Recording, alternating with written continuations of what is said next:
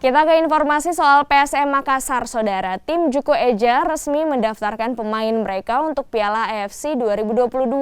Selain pemain lokal, 4 pemain asing mereka juga sudah didaftarkan untuk kompetisi kasta kedua Asia itu. Piala AFC 2022 akan dihelat Juni mendatang. Tim yang ikut ambil bagian terus mematangkan persiapan agar bisa tampil maksimal di kompetisi itu. Satu di antaranya PSM Makassar. Tim Juku Eja kian serius menatap Piala AFC. Tak hanya pemain lokal yang disiapkan, pemain asing pun telah direkrut demi bisa masuk babak final Piala AFC. Saat ini manajemen PSM telah merampungkan skuad mereka untuk Piala AFC.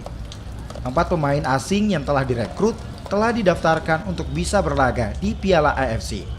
4 pemain asing yang didaftarkan diantaranya William Pluim dan Everton Nascimento.